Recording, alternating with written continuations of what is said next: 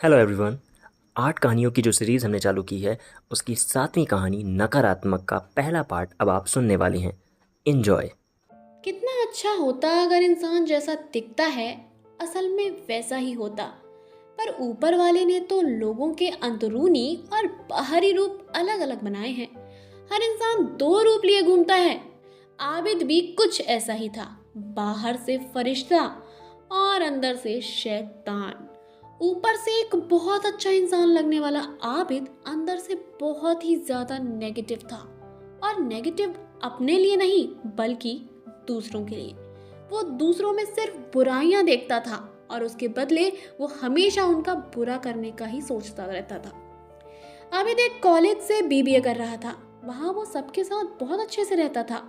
सब उसे बहुत पसंद करते थे लेकिन वो खुद किसी को पसंद नहीं करता था। मार्टिन और आयुष दोनों उसके दोस्त थे। हालांकि मार्टिन के वो ज्यादा करीब था पर वो भी सिर्फ कहने मात्र के लिए, क्योंकि वो दरअसल अपने अलावा किसी के करीब नहीं था। अब सोचने वाली बात यह है कि वो ऐसा था क्यों। सच कहा जाए तो इंसान का ऐसा होने के लिए उसके साथ कुछ बुरा होने की जरूरत नहीं है। कोई भी ऐसा हो सकता है बिना वजह भी। लेकिन बात अगर आबिद की करी जाए तो वो ऐसा इसलिए भी था क्योंकि उसके पिता एक बहुत बुरे आदमी थे। वो आबिद की माँ को मारा करते थे और उन्होंने आबिद के बचपन में ही उनको तलाक दे दिया था। हाँ मालूम है ये तो बहुत लोगों के साथ होता है। पर मैंने बताया ना, इंसान को बुरा होने के लिए उसके साथ बुरा होना ज़रूरी नहीं होता।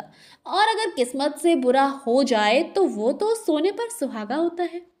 कॉलेज शुरू हुए 1 महीना हो चुका था और ये बात साबित हो चुकी थी कि आबिद क्लास का सबसे पढ़ाकू और होशियार स्टूडेंट है। एक दिन एक लड़की मारिया अपने पिता और एचओडी के साथ क्लास में आई। पता चला कि उसने अभी एडमिशन लिया है।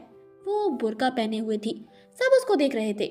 जब वो अपनी सीट पर बैठने के लिए बढ़ी तो आबिद मार्टिन से बोला, ये यहाँ क्या कर रही है यार, इसको तो किसी मदरसे में एडमिशन लेना चाहिए था। उस लड़की को तो सभी हैरानी से देख रहे थे पर सिर्फ एक आबिद ही था जिसने ऐसी बात बोली। वो हमेशा से ऐसा ही था मगर उसके इस नेगेटिव अप्रोच को उसके दोस्त और बाकी लोग मजाक समझते थे। मारिया लड़कों से बात नहीं करती थी और ये बात सबने एक्सेप्ट कर ली थी। पर आबिद जब तब उसको क्रिटिसाइज करता रहता था। वो कहता था ऐसे लोग दिखाना चाहते हैं कि यही सच्चे मुसलमान हैं, बाकी सब तो बेवकूफ बैठे हैं। इनकी नज़र में जो लड़की लड़कों से बात करती है उसका कोई ईमान धर्म नहीं होता। I hate this show off. Abid का ये रवैया हर शख्स की तरफ था पर बाकी सब के बारे में वो कभी खुलकर नहीं कहता था। पहले सेमेस्टर में आबिद ने टॉप किया था। इस वक्त सेकेंड सेमेस्टर की पहली क्लास चल रही थी और रिजल्ट्स की बातें हो रही थी। आबिद बहुत खुश था कि आज सब उसकी वाहवाही करेंगे। टीचर ने आबिद के लिए तालियां बजवाईं। आबिद को बहुत अच्छा लगा पर वो गौर से देख रहा था कि कौन ताली बजा रहा है और कौन नहीं। उसने रवि को देखा कि वो बिना मन के बहुत हल्के हल्के तालियां बजा रहा है। उसे थोड़ा गुस्सा सा आ गया। मार्टिन उसके बिल्कुल पास बैठा हुआ था और वो भी तालियां बजा रहा था। पर जब तक आबिद की नज़र पूरे क्लास को देखते हुए मार्टिन पर पड़ी तो वो रुक चुका था। आबिद को लगा कि उसने ताली बजाई ही नहीं। आबिद का गुस्सा बहुत बढ़ गया। पर यह उसकी खासियत थी कि वो अपना गुस्सा जाहिर नहीं करता था बल्कि जमा करता था। अगले ही पल मार्टिन ने कोई मजाक शुरू कर दिया। सब हंसने लगे। आबिद को मार्टिन की ये वक्त बेवक्त मजाक करने की आदत बहुत बुरी लगती थी। पर उसने हर बार की तरह इस बार भी ना मार्टिन से कुछ कहा ना किसी और से कुछ कहा। बस दिल में और जहर जमा कर लिया और ऐसे उसका दिल लोगों के लिए और ज्यादा कड़वा हो गया। आबिद जिससे भी बात करता था उसे जिंदगी के प्रति एक नकारात्मक नजरिया ही नजर देता था। और वो ये काम इतना लॉजिकली करता था कि सुनने वाला उसे नेगेटिव नहीं बल्कि प्रैक्टिकल समझता था। दूसरे सेमेस्टर की बात है जब उसकी अमर से थोड़ी सही बातचीत होना शुरू हो गई थी। अमर वैसे तो वीर का दोस्त था पर वीर उसकी कुछ बातों से सहमत नहीं होता था। इसलिए अब जब उसने आबिद से बात की तो उसे अच्छा लगा क्योंकि आबिद उसकी हर अच्छी बुरी बात को सही बोलता था। अमर एक दिन बोला, यार मुझे कभी कभी ये जिंदगी अजीब लगती है क्योंकि जब एक दिन सब खत्म ही हो जाना है तो इसको कुछ भी बनाने का क्या मतलब। हाँ ये बात तो सही है तुम्हारी। मैं भी कभी कभी यही सोचता हूँ कि चलो माना पढ़ाई कर रहे हैं, टॉप भी कर लिया क्लास में, जॉब भी मिल जाएगी और फिर इतनी मेहनत करने के बाद अचानक मर गए तो। हाँ वही ना, कोई गारंटी नहीं है लाइफ की। पता नहीं ऊपर वाले ने हमें यहाँ भेजा ही क्यों है फिर। अमर को लग रहा था कि आबिद कितना अच्छा इंसान है जो उसकी बात समझ रहा है। लेकिन आबिद के दिमाग में तो कुछ और ही चल रहा था जिसको अमर जैसा सादा इंसान समझ ही नहीं सकता था। वैसे गलती अमर की भी नहीं थी, क्योंकि दुनिया में हर इंसान ऐसा ही होता है। जो उससे सहमत हो जाए उसे अपना शुभचिंतक समझने लगता है, चाहे वो बात गलत हो या सही। बल्कि गलत बात पर सहमत होने वाले इंसान को तो वो ज्यादा ही अजीज समझता है। आबिद की अमर से बात होती रहती और वो इसकी सोच को पूरा सहयोग करता था, बल्कि अपने पास से भी बातें बढ़ा चढ़ाकर बोलता रहता था। आबिद की बातों का उस पर ऐसा असर पड़ा कि आखिर एक वक्त ऐसा आ गया जब अमर को लगने लगा कि अगर ये दुनिया खत्म ही हो जानी है तो इसमें रहने का क्या फायदा। उसके मन में अब आत्महत्या के ख्याल आने लगे थे। अमर के ऊपर अपनी बातों का असर होते देखकर आबिद बहुत खुश था। उसे लोगों को मैनिपुलेट करना बहुत ज़्यादा पसंद था और वो ये काम आसानी से कर भी लेता था। मगर दो लोग ऐसे भी थे जिन पर उसका बस नहीं चलता था, मारिया और शिराज। वो दोनों ही जल्दी किसी से बात नहीं करते थे, बस अपने काम से काम रखते थे। शिराज का तो कोई दोस्त भी नहीं था, वो बस लोगों से काम की बात करता था। पर मारिया की सना और रीना दोस्त थी। आबिद ने एक दिन सना से कहा, ये तुम्हारी दोस्त मारिया जो है ये इतनी अजीब क्यों है, क्या मामला है इसका? अरे पता नहीं क्या है, कुछ बताती ही नहीं है, हमेशा सीरियस रहती है। तुमने पूछा नहीं? तुम तो उसकी बेस्ट फ्रेंड हो, तुम्हें तो सब पता होना चाहिए। अरे पूछा क्यों नहीं, पर वो टाल देती है, बताती ही नहीं। तो एक काम करो, उससे कहो कि अगर तुम मुझे दोस्त मानती हो तो बताओ क्या बात है, वरना रहने दो। दोस्त तो यार तुम उसकी, बेचारी परेशान सी रहती है, तुम्हारा फर्ज है उसकी मदद करना, क्या पता वो किसी मुसीबत में हो। सना को आबिद की बात बिल्कुल ठीक लगी। उसने वही किया जो आबिद ने कहा था। अगले ही दिन आबिद ने सना, रीना और मारिया को कैफे जाता देखा। वो समझ गया कि कुछ हुआ है, क्योंकि मारिया कभी कैफे नहीं जाती थी। उनके पीछे वो भी कैफे गया, लेकिन उसकी बदकिस्मती कि वो कुछ सुन नहीं पाया। मारिया उन दोनों को कुछ बता तो रही थी, पर इतनी धीमे कि दूसरी मेज तक कोई बात साफ समझ ही नहीं आ रही थी। यहाँ मात खाने के बाद आबिद ने सना से पूछा, पर सना ने प्राइवेट मैटर कहकर कुछ भी बताने से मना कर दिया। आबिद की दाल यहाँ भी नहीं गली, पर वो फिर भी सोचता रहता था कि मारिया के बारे में कैसे पता लगाया जाए। वो शिराज के बारे में पता लगाने की भी कोशिश करता था, पर शिराज ने उससे साफ कह दिया कि वो यहाँ सिर्फ पढ़ने आया है, उसे इस कॉलेज में किसी से कोई रिश्ता नहीं बनाना। आबिद का दिमाग ऊपर वाले ने कुछ ज़्यादा ही तेज बनाया था। वो सबकी तहकीकात भी करता था और पढ़ाई भी, और दोनों ही चीज़ों में टॉप करता था। एक साल पूरा हुआ और आबिद ने दोनों ही सेमेस्टर में टॉप किया, लेकिन आबिद सेटिस्फाइड नहीं था, और ऐसा था उसके दोस्त मार्टिन की वजह से। मार्टिन के होते आबिद को वो अटेंशन नहीं मिल पाता था जो वो चाहता था, क्योंकि मार्टिन एक बहुत ही ज़्यादा मजाकिया और जिंदा दिल इंसान था, और ये चीज़ उसे क्लास का फेवरेट बना देती थी। आबिद के दिल में अच्छाई तो किसी के लिए नहीं थी, पर मार्टिन के लिए अब उसके दिल में गुस्सा बढ़ता जा रहा था। आयुष से उसे कोई परेशानी नहीं थी, क्योंकि वो क्लास में ना होने के बराबर था। वो पढ़ाई में भी अच्छा नहीं था, हर सेमेस्टर में एक बैग तो उसकी लगी जाती थी। लड़कियां उससे बात तक नहीं करती थी, लड़कों को भी उससे कोई मतलब नहीं था, और ये बातें आबिद को बहुत खुश करती थी। आयुष तो जैसे आबिद का चमचा बनकर रह गया था, वो जो चाहता था उससे दोस्ती के नाम पर करवा लेता था। दूसरा साल शुरू ही हुआ था कि आबिद को बीजेएमसी की एक लड़की बहुत पसंद आ गई। उसने सोचा कि मार्टिन को बताए, मगर अब उसके दिल में मार्टिन को लेकर एक अजीब सा गुस्सा भरा हुआ था। तो उससे कुछ कहे बिना वो उस लड़की से एक दिन कैफे में मिला। उसने लड़की से आराम से बैठने को कहा। वो लड़की हिचकिचा रही थी, पर फिर वो बैठ गई। आबिद बोला, मेरा नाम आबिद है। देखिए, मुझे ये सब कहना नहीं आता, पर मैं जो कह रहा हूँ दिल से कह रहा हूँ। मैं आपको बहुत पसंद करता हूँ, क्या आप मेरी गर्लफ्रेंड बनेंगी? आबिद 2 सेकंड्स रुका और बोला, नहीं, कोई जल्दी नहीं है, आराम से सोचकर भी बता सकती हो। आबिद काफ़ी नर्वस था, और वो पहली बार दिल से किसी से ये कह रहा था कि वो उसको पसंद करता है।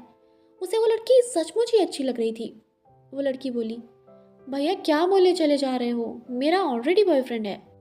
लड़कों को टालने के लिए हर लड़की यही बोलती है, मुझे पता है, पर प्लीज़ मेरी बात समझिए, मैं टाइम पास नहीं करना चाहता, सचमुच आपसे प्यार करता हूँ। अरे मैं भी सच बोल रही हूँ, मेरा बॉयफ्रेंड है। कौन है? क्या मतलब कौन है? एक लड़का है? लड़का तो है, पर कौन लड़का? अगर आप सच बोल रही हैं तो मिलवाइए। हाँ यही सही है, उसे यही बुला लेती हूँ, वो ही खबर लेगा तुम्हारी। उस लड़की ने अपने बॉयफ्रेंड को फ़ोन करके बुलाया। वो दोनों इंतज़ार करने लगे। 4-5 मिनट ही गुजरे थे कि उसका बॉयफ्रेंड आ गया। आबिद ने मुड़कर देखा तो वो मार्टिन था। आबिद का मुंह खुला का खुला रह गया।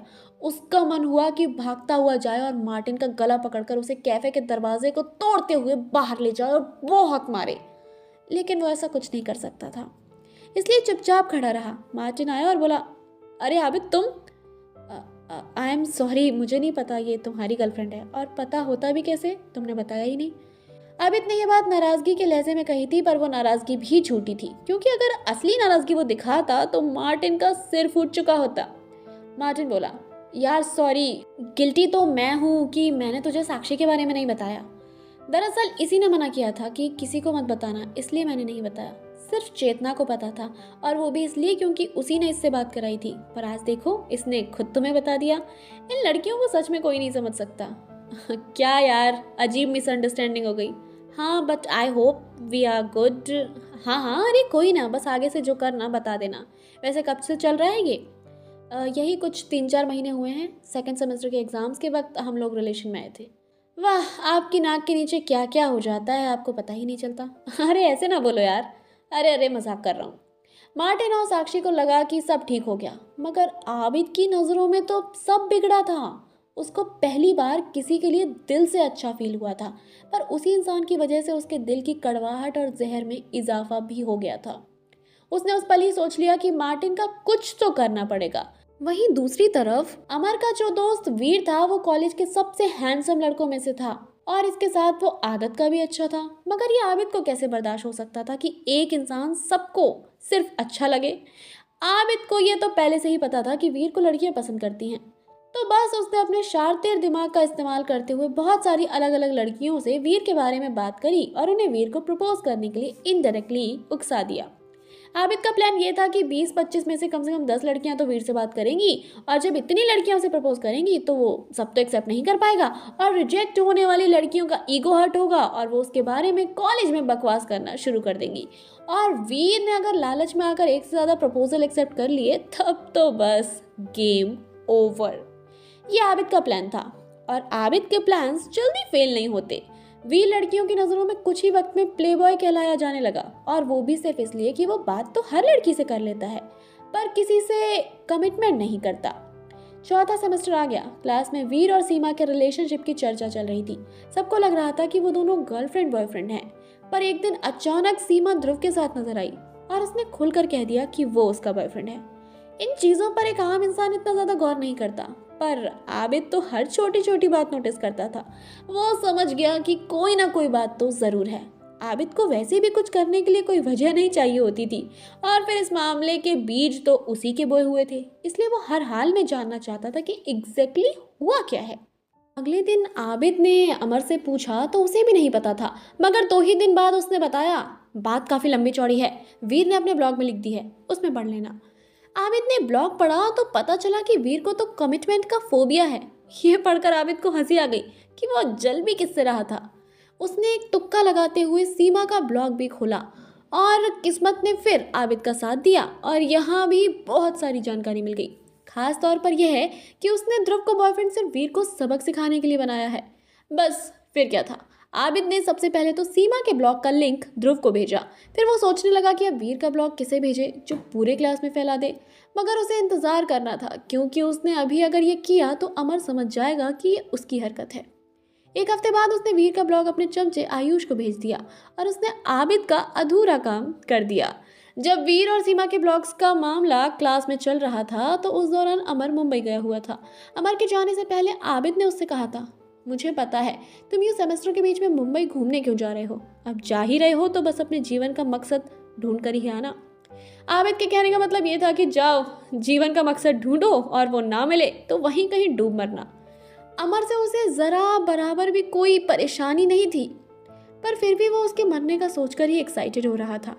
5 दिन हो गए, वीर और सीमा का मामला भी निपट चुका था। एक सुबह जब आबिद कॉलेज पहुंचा तो उसने देखा कि वीर और अमर मेन गेट पर खड़े बातें कर रहे हैं। वो हैरान हो गया कि अमर जिंदा वापस आ गया। आबिद ने बाद में अमर से पूछा कि ट्रिप कैसी रही, तो उसने सब बताया कि कैसे इस ट्रिप ने उसकी ज़िंदगी बदल दी। आबिद का ये प्लान फेल हो गया था। उसका तीसरा साल भी ऐसी ही छोटी मोटी हरकतें करते और लोगों की ज़िंदगी जहन्नुम बनाते हुए गुजर गया। और फिर आया फेयरवेल का दिन।